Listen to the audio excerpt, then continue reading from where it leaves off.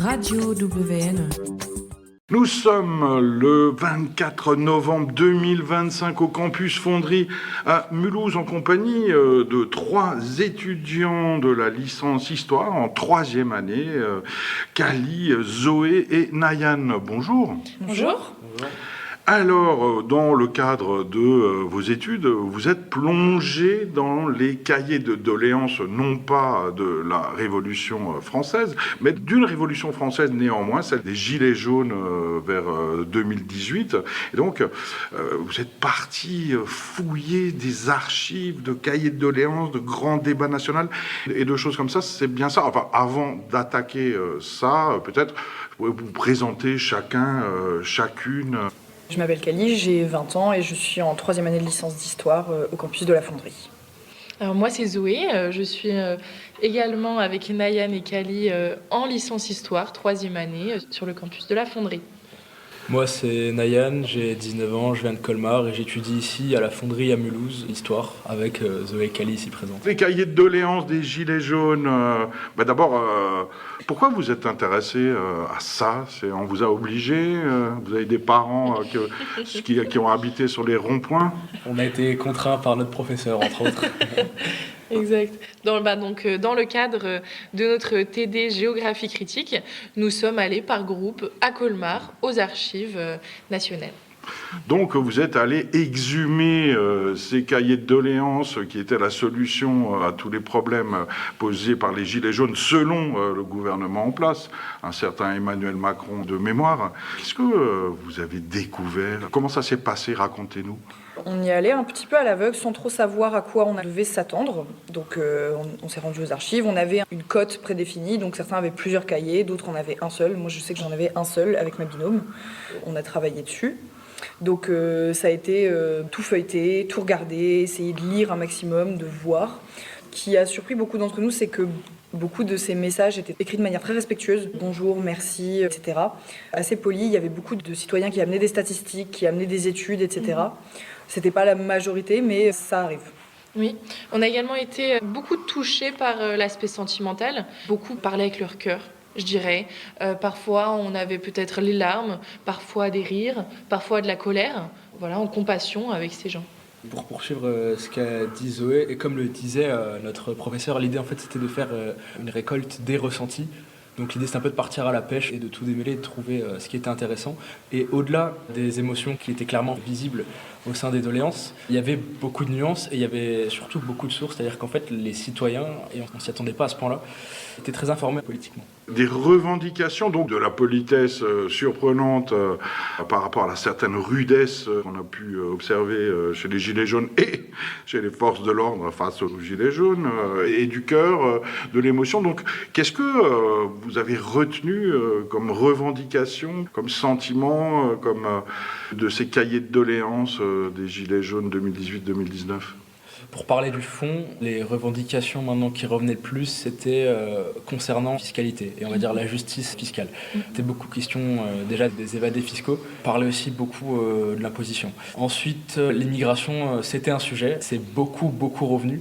Il faut savoir qu'on a eu beaucoup de communes en plus. Je crois pour Kali que toi tu étais plus proche de Colmar maintenant, donc de la ville, je sais pas. Pour le cahier que j'ai photographié, c'était Colmar. Ok, ouais. Et les cahiers qu'on a traités, c'était toute la zone de Guebwiller et de Soultz. Il y avait aussi beaucoup de revendications sur le système institutionnel. Par exemple, le Sénat, le nombre de sénateurs, le revenu des députés, l'aisance ou non, en tout cas, de revenus par rapport aux milieux ruraux, en tout cas, évidemment, selon les communes qui nous étaient attribuées. Mais tous ces cahiers de doléances, est-ce qu'ils servent à quelque chose en dehors de travaux universitaires comme vous êtes en train d'en mener? Est-ce qu'il y a eu un retour des gouvernants face à, je ne sais pas combien de millions de Français ont rempli et ont participé? Enfin, c'est vraiment une... Aujourd'hui, non. Malheureusement, ces cahiers, ils sont entreposés dans les archives. Ils n'ont pas d'utilité première. Pour y avoir accès, même les mairies doivent aller aux archives, les demander, les récupérer, etc. Donc, ils n'ont plus vraiment d'utilité. malheureusement. Il faudrait faire la démarche d'aller les chercher, d'aller les retrouver pour qu'elles soient réutilisables par le politique. Après, il se trouve qu'on ne l'a pas notifié, mais c'est vrai que l'incendie de la cathédrale Notre-Dame de Paris a en fait stoppé ce débat national qui devait avoir lieu. Donc le débat national n'a pas eu lieu et les cahiers de doléances ont été directement parqués, je vais le dire, en préfecture. Donc même les mairies n'ont pas le droit de les posséder. C'est vraiment une consultation sur place aux archives. Donc c'est encore la faute à Jésus. Mais donc pour bien comprendre techniquement comment ça se passe, alors c'était pas sur Internet, apparemment, ou bien Si, il y avait une version en ligne. Il y avait la possibilité d'envoyer des mails, je crois. Oui, et en tout cas, sur Internet, il y avait aussi le modèle qu'on pouvait utiliser sur les revendications, fiscalité, culture, je crois, ce genre de choses. En tout cas, il y avait un modèle à suivre. Certains l'ont suivi, d'autres non. Parce que donc, physiquement, c'est des vrais cahiers physiques remplis avec des stylos.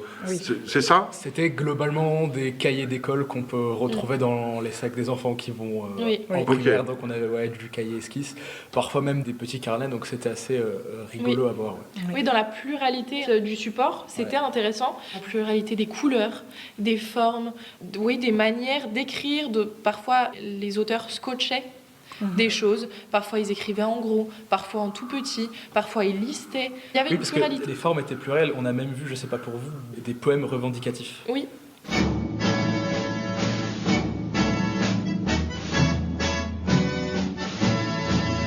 Nous sommes la jeune France, nous sommes les gars de l'avenir, élevés dans la souffrance, oui nous serons pour mourir. Nous travaillons pour la bonne cause, pour délivrer le genre humain.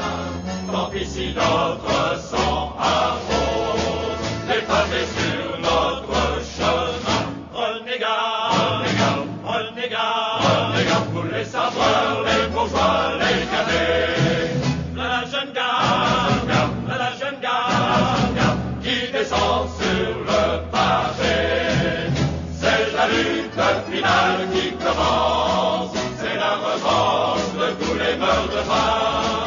C'est la révolution qui s'avance, c'est la bataille contre tous les coquins. Renégats, renégats, renégats, renégats, la jeune garde, la jeune garde.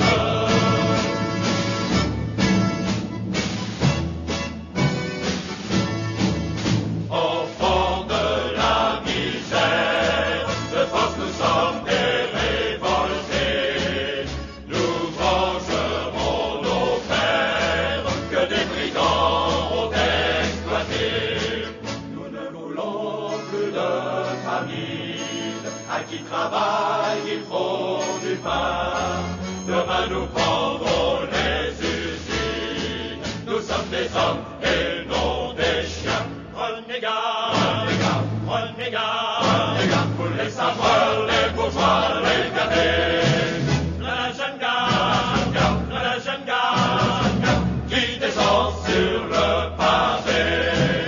C'est la lutte finale qui commence, c'est la revanche de tous les meurtres. C'est la révolution qui s'avance, c'est la bataille contre tous les coquins. Renégats, renégats, renégats, renégats, la jeune garde, la jeune garde.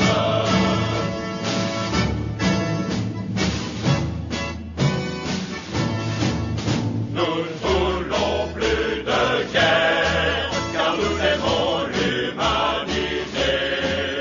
Tous les hommes sont nos frères, nous clamons la fraternité.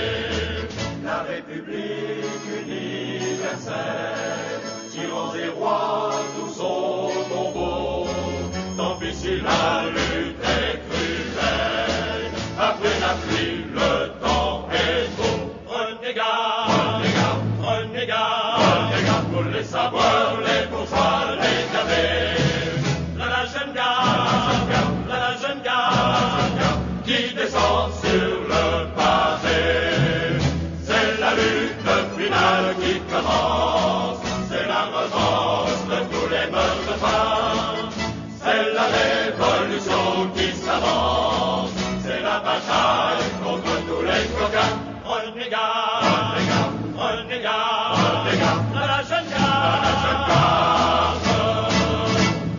Et physiquement, donc, vous arrivez, Kali, Zoé et Nayan, aux archives départementales ou dans une mairie, et il y a une pièce jonchée de cahiers qui débordent de tous les côtés. Comment ça se passe physiquement Alors ça, justement, ça fait partie, je pense, des représentations qu'on avait au préalable et qui ont tout de suite été démontées quand on est arrivé. En fait, c'est ni plus ni moins un CDI, les archives. C'est une bibliothèque universitaire, et les cartons de livres qui contenaient les doléances ne sont pas à disposition comme dans une bibliothèque.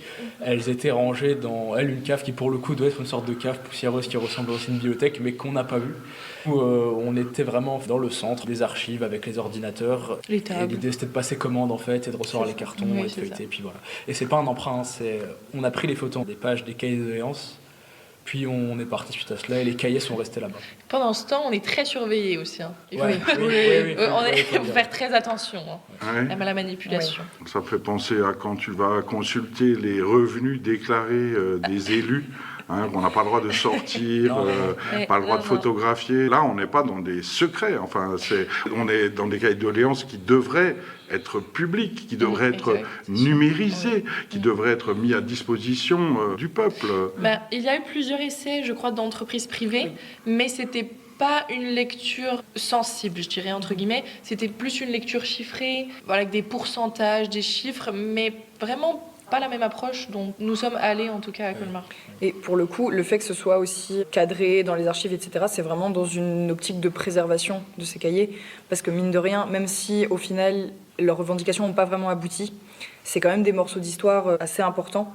Donc il y a tout un devoir de préservation, et c'est pour ça que c'est aussi bien encadré par les archives et qui nous surveillent quand on manipule. On n'a pas le droit d'avoir un stylo à côté, un stylo, un feutre, on n'a pas le droit. On a le droit à un crayon de papier. C'est fait, c'est déjà presque une pièce, un objet historique. C'est ça. C'est pour ça qu'ils ont. Après, c'est sûr que ces doléances, elles sont parquées quelque part. Peu de gens le savent. Et j'aime dire qu'avec ce travail, nous avons redonné la parole aux silencieux.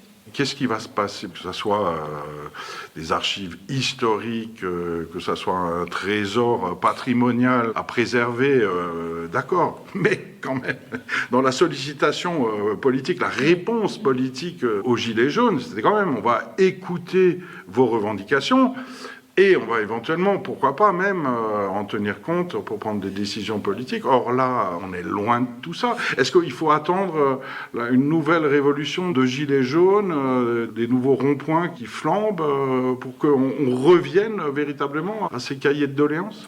À notre échelle, l'idée, ça va être de visibiliser cette expression populaire. On va inviter des locaux. Là, l'idée, c'est qu'on va réunir un peu toutes ces revendications et les mettre sur poster. On va inviter un max d'élus locaux. L'idée, ça va être de parler de tout ça avec eux. Mais évidemment, la portée est moindre.